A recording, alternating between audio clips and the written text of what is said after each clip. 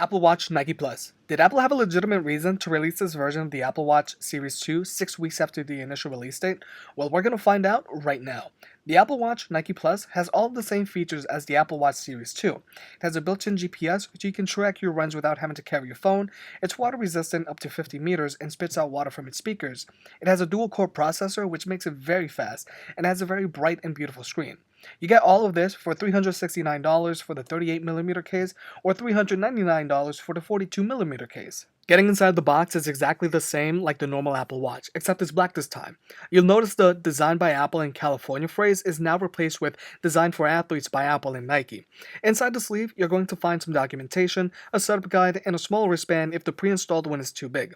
Under the sleeve, you'll find the actual Apple Watch itself, and under that, you'll find a magnetic charging cradle and a wall wart.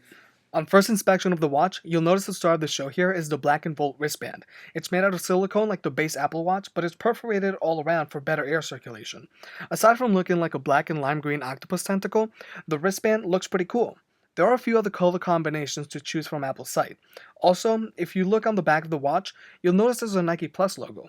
The Apple Watch Nike Plus edition does feature 2 exclusive watch faces that you can customize, but don't worry, you also get all the standard ones as well. Just as you'd expect, the Apple Watch Nike Plus can connect to your iPhone to show you notifications and do certain functions and tasks right from your wrist. It puts Siri right on your wrist so you can get things done faster if you're always on the go. There's a built-in heart rate monitor that's fairly accurate, and you can take calls right from your wrist. You can even store up to 2 gigs of music directly on it so you can listen to them while you go for a run. And like I mentioned earlier, it's water resistant, so you can swim with it too. Just be ready to charge this guy every night and even sometimes twice a day if you're a power user. The Apple Watch Nike Plus edition is meant to be targeted towards runners and should be used with the Nike Run Club app. The app itself is pretty basic. You get a feed where you can read advice on how to be a better runner, get motivated, and even get a curated playlist. You'll even see Nike's latest product release. Leave a like if we should review the Nike Air Max 2017. Your runs are all logged under the Activity tab so you can track your progress. The app has a built-in coach that can help you get started running, help you become a better athlete, or even help you prep for an upcoming race. You just have to tell it how often you can run, how many miles you're currently running over the course of a week, and your height and weight.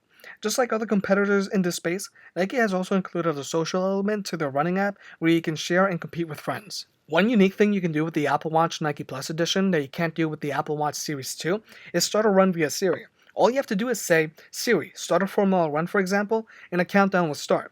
But really, are these minor changes enough to make you think that Apple needed an extra 6 weeks to release this product?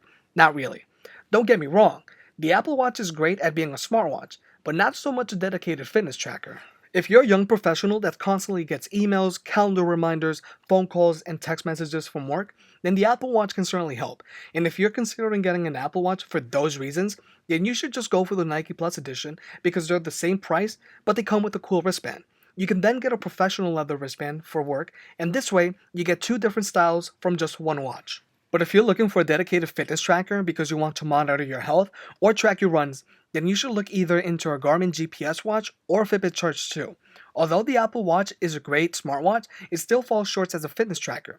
It even suffers from a design flaw due to the digital crown. Hear me out. If you decide to wear this watch while you work out, exercises that require you to bend your wrist like push-ups or barbell squats will cause you to accidentally press down on the crown and activate Siri. If you listen to music while you work out, then activating Siri and pausing your music mid-set will drive you crazy. In conclusion, the Apple Watch is a decent smartwatch, but this is not the fitness tracker you're looking for.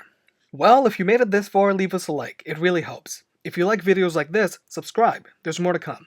If you're looking for more product reviews or fitness advice, head over to gymcaddy.net. Catch you guys next time.